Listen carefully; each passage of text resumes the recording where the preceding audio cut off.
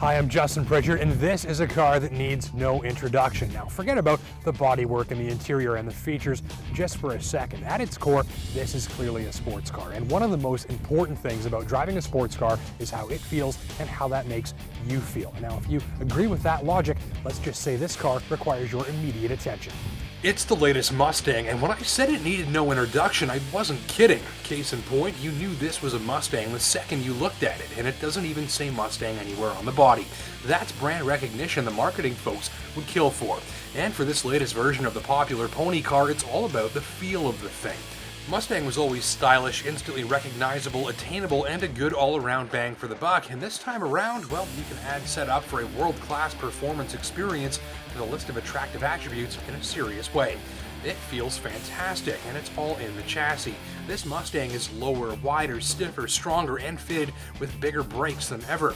There's extensive use of lightweight materials to keep it trim, and a new fully independent suspension that's light years ahead of the old car too. Translation, this Mustang transitions from a rough and tumble sort of machine you grabbed by the scruff and tossed around into a proper dialed-in driver's car.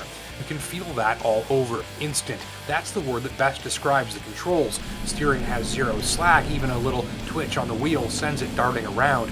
Instant brake pedal response too, with the big four-wheel discs biting hard and fast from the slightest touch of the pedal. And just look at the size of those brakes, and look at those Recaro seats. Two signs this thing is serious. The suspension enables an instant feeling of connection to what's happening between the tires and the pavement when you're driving it hard, and it's instant when you're using the throttle and brakes to control the light and frisky feeling Mustang through your favorite weekend track day course or winding back road. It's so tight and dialed in, the body is kept sprung tautly over the wheels, and it feels like a subcompact riding on aftermarket coilovers.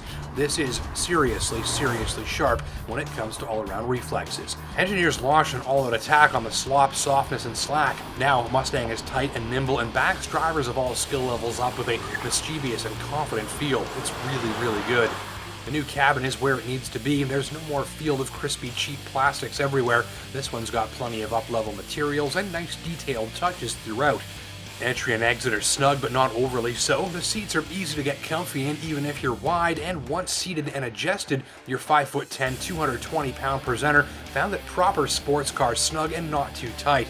And they've thought of everything, including a proper telephone keypad dialer, ground speed meter in case you forget that you're not in an airplane, proper cup holders, and this backup camera, which is small on the screen but huge in resolution for a very clear view. No second guessing if that's a fire hydrant or a kid in a yellow raincoat here.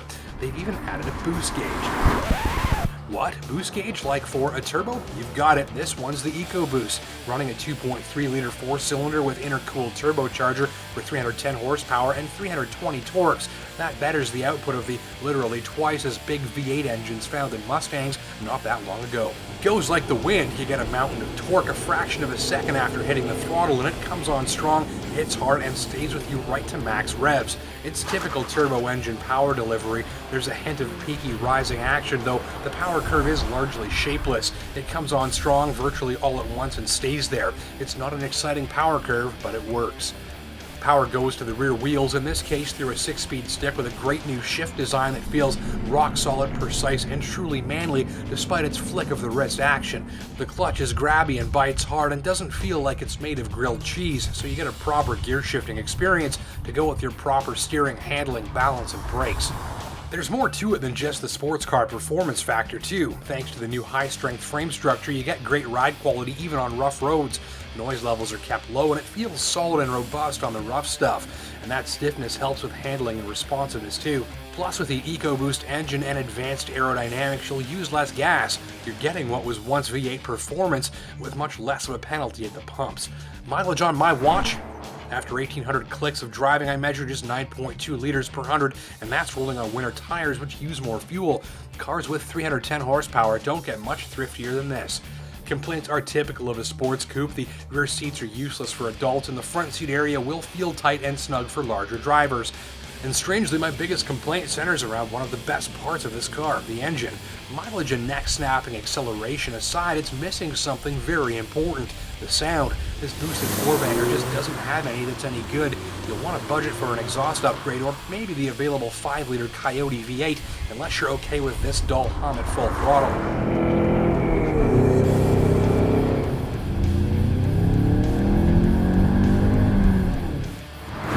So let's sum up Ford's latest frisky, nimble, taut and sharp, and very seriously dialed in pony car. You are going to like the looks, the new interior, the overall value, and the generous output of this new EcoBoost engine.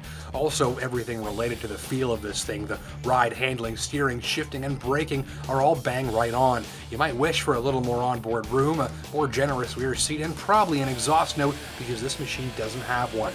I'm calling this one a priority test drive because for all-around performance, fun factor, and a feeling of absolutely dialed-in handling, it's one of the very best driver's cars you'll find at or near this price.